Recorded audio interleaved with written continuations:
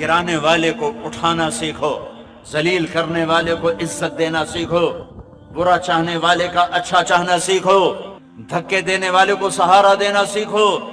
ایک دفعہ کرو تو صحیح، جیسے آج یوسف کا نام گونج رہا ہے، آنے والی تاریخ میں تمہارا نام گونجے گا۔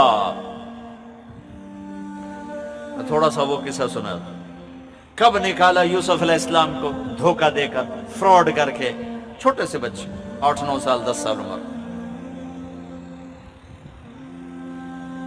اور جو ہی باہر نکلے تو مارنا شروع کیا۔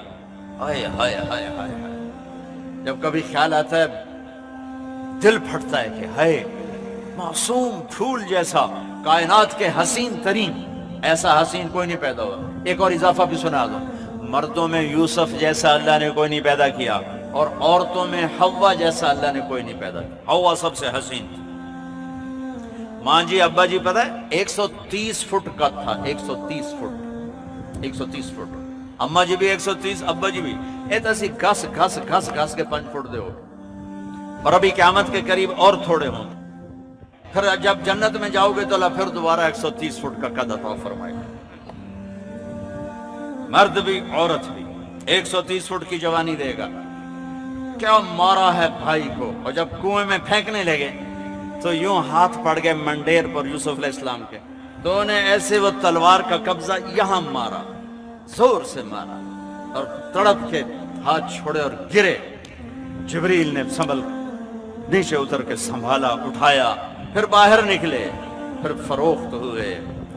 وَشَرَوْهُ بِثَمَنٍ بَخْسٍ دَرَاهِمَ مَعْدُودَةٍ وَكَانُوا فِيهِ مِنَ الزَّاهِدِينَ۔ ایسا چپ ہوئے کہ بتایا ہی نہیں کہ یہ میرے بھائی ہیں، میرے اوپر ظلم کر رہے ہیں، چپ۔ منڈی میں بکے، مصر کی زلیخا کے گھر پہنچے، جوان ہوئے، بہت بڑا امتحان آیا، پار نکلے۔ بتا کہ پھر کیا کیا زلیخا نے؟ الزام کو ٹھوک دیا اور منہ کالا کیا، گدھے پہ سوار کروایا اور پورے شہر میں چکر لگوایا، اور پیچھے ایک آدمی ڈھول بجاتا ہوا اعلان کر رہا تھا، ھذا جزاء من خان سیدہ، یہ جزا ہے اس نوکر کی جو اپنے مالک کے ساتھ بددیانتی کرے۔ برداشت کیا، پھر 9 سال جیل کاٹی، برداشت کیا۔ ایک خواب کے ذریعے سے تخت پہ بٹھایا اور بھائیوں کو ذلیل کر کے سامنے کھڑا کر دیا۔ یوسف علیہ السلام نقاب رکھتے تھے، ایسے چہرہ نہیں کھولتے تھے، کوئی فتنے میں نہ پڑ جائے، تو نقاب ہوتا تھا۔ جب بھائی آئے تو فَعَرَفَهُمْ وَهُمْ لَهُ مُنْكِرُونَ، یوسف علیہ السلام نے تو پہچان لیا، انہوں نے نہیں پہچانا۔ ان سے کہنے لگے کہ جب تم اگلی دفعہ آؤ نا تو فَاتُونِي بِأَخٍ لَكُمْ، تو اپنے بھائی کو لے کر آنا، مِنْ أَبِيكُمْ، جو تمہارا ہے نا ستیلا بھائی، اس کو لے کے آنا۔ فَإِن لَمْ تَأْتُونِي بِهِ فَلَا كَيْلَ لَكُمْ عِنْدِي وَلَا تَقْرَبُونَ، اگر وہ نہ آیا تو میں تمہیں غلہ نہیں دوں گا۔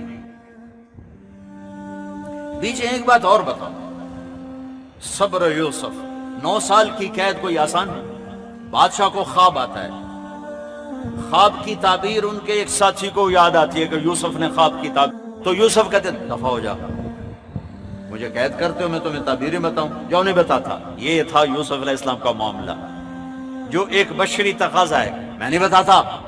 یوسف علیہ السلام نے صرف تعبیر نہیں دی، تعبیر بھی، تدبیر بھی، تبشیر بھی۔ عبر ودبر وبشر، سبحان اللہ۔ دشمن کو بتا رہے ہیں دیکھو بھائی یہ خواب بڑا اچھا خواب ہے، یہ اس کی تعبیر ہے، 7 سال زراعت کر لو، پھر 7 سال قحط آئے گا، پھر 7 سال کے بعد دوبارہ بارش ہوگی، پھر غلہ ہوگا۔ یہ سب کچھ دشمن کو بتایا۔ پھر بادشاہ نے کہا اسے لے کر آؤ۔ وزارت مل گئی، بھائی آگے گئے یوسف علیہ السلام سے، کہنے لگے اب تو غلہ ختم نہیں مل سکتا، بنیامین کو بھیجو۔ وہ آئے، ان کو اللہ کہا میں تیرا بھائی ہوں، تجھے پتا ہے ایک میں یوسف ہوں۔ انہوں نے پہچان لیا، جاتے ہوئے ان کو روک لیا۔ پھر بھائی گئے، ان ابنک سرق، تیرے بیٹے نے چوری کر لی۔ ایسے سخت دل تھے، یہ نہیں کہنے لگے ان اخانا سرق، ہمارے بھائی نے چوری، کہنے تیرے بیٹے نے چوری کی، ایسے سخت دل تھے۔ تو یوسف علیہ السلام نے کو یعقوب علیہ السلام نے خط لکھا، چونکہ دونوں باپ بیٹا نبی ہیں، اجازت نہیں یوسف کو اپنا آپ بتانے کی کہ اے مصر کے گورنر، ہم نبیوں کے اولاد ہیں، ہم چوری نہیں کیا کرتے۔ میرے دادا کو آگ میں جلایا گیا، میرے باپ کو چھری کے نیچے سے نکالا گیا، اسماعیل علیہ السلام چاچے کو تائے کو باپ بتایا، اور میرے بیٹے کو مجھ سے جدا ہوئے 40 سال ہو گئے، میں رو رو اندھا ہو گیا، تیری مہربانی میرا بیٹا واپس کر۔ جب یوسف علیہ السلام نے خط پڑھا تو بہت روئے اللہ کی بارگاہ، اور اللہ سے اجازت چاہیے کہ یا اللہ اب مجھے اجازت دے دے، میں اپنے آپ کو ظاہر کر رہا ہوں۔ تو اللہ کا کر، تو اب بھائی آئے 40 سال کا ظلم و ستم سامنے رکھنا، اور آگے جو اب یوسف علیہ السلام نے بولا ہے وہ میں تمہیں بتانے لگا ہوں۔ 40 سال کا ظلم و ستم سہا بھائیوں کی وجہ سے۔ اب بھائی سامنے آئے تو ایسے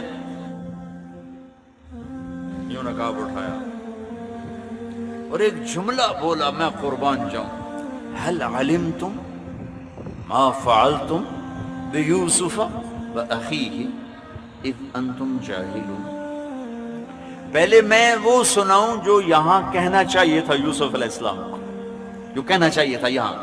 40 سال کی زیادتیاں سامنے ہیں، اب یوسف علیہ السلام کو یوں کہنا چاہیے تھا، قد علمتم ما ظلمتم بیوسف واخیہ اذ انتم عامدون۔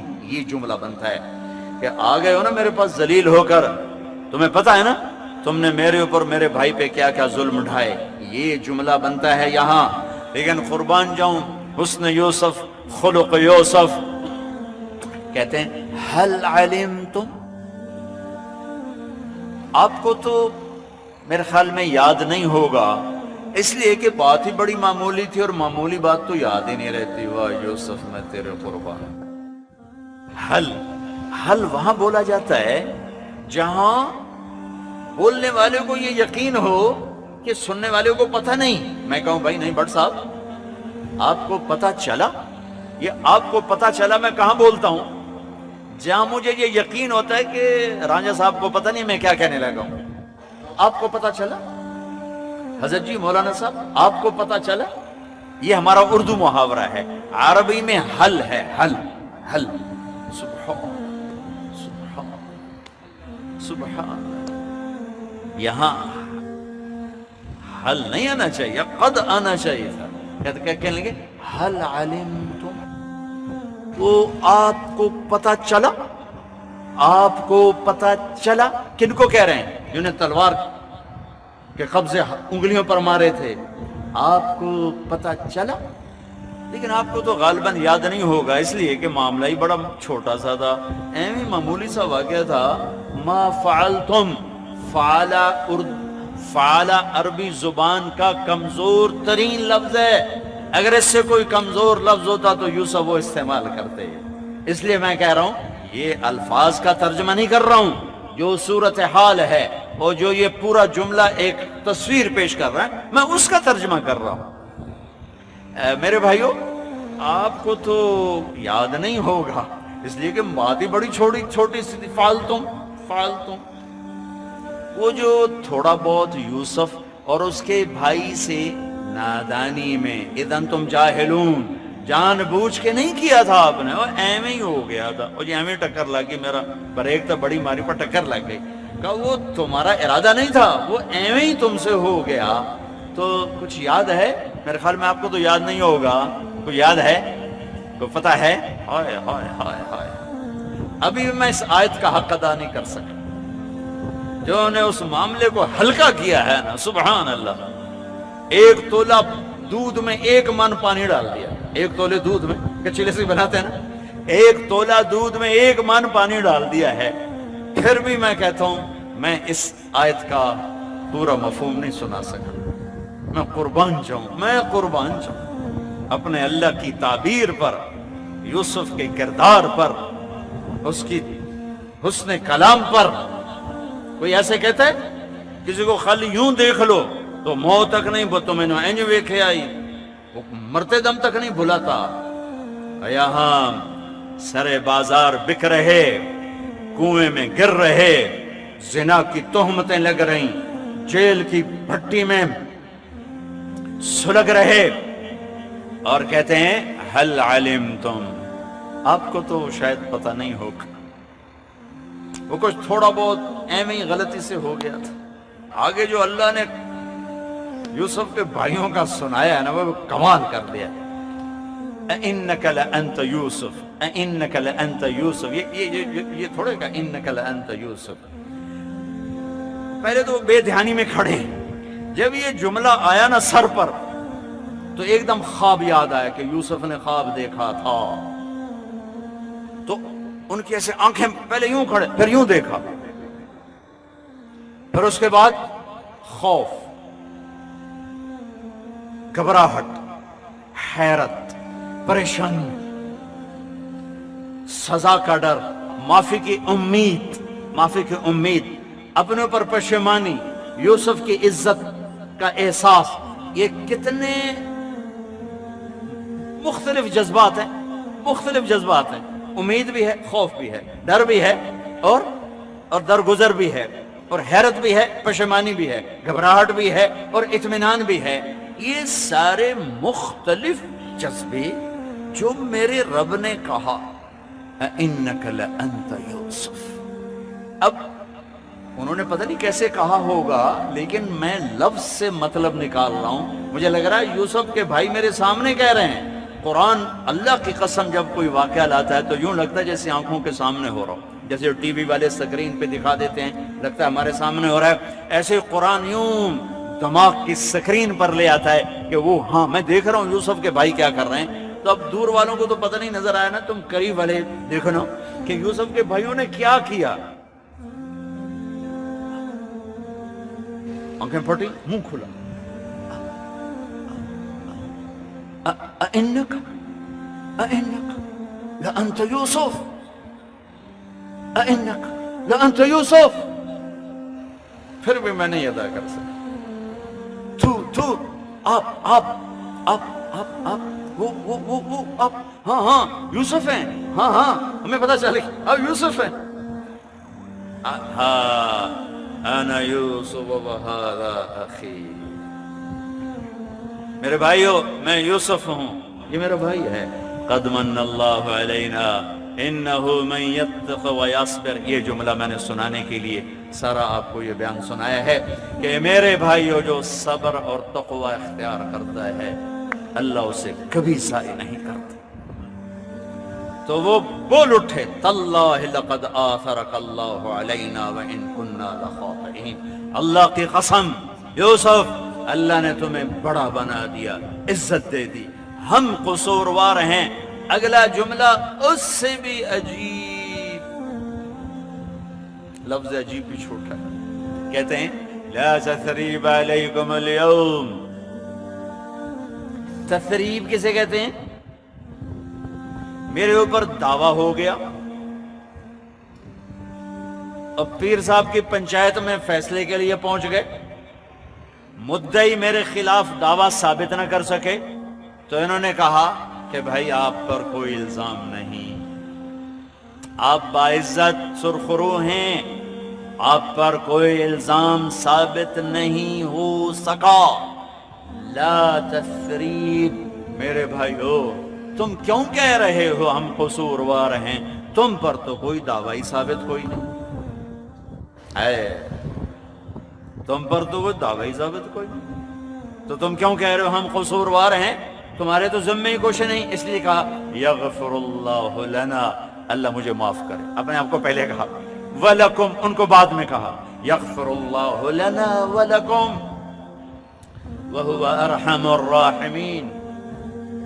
بہت بڑا پیغام دیا ہے، اپنوں کے غیروں کے منفی رویوں پہ صبر کر جاؤ.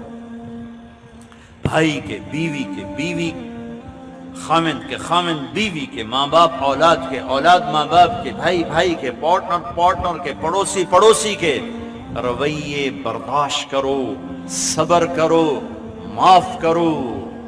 تب جا کے امت بنیں گے، تب جا کے اللہ کی رحمت کے در کھلیں گے، اور تب اللہ یوسف علیہ السلام کی طرح عزت کی چوٹیوں پر پہنچائے گا. بدلہ لینے والا اخلاق چھوڑ دو، برائی کا جواب برائی سے دینے والے اخلاق مٹا دو، نفرتوں کی آگ کو بجھا دو، اور سب سے زیادہ نفرت کو بھڑکانے والی چیز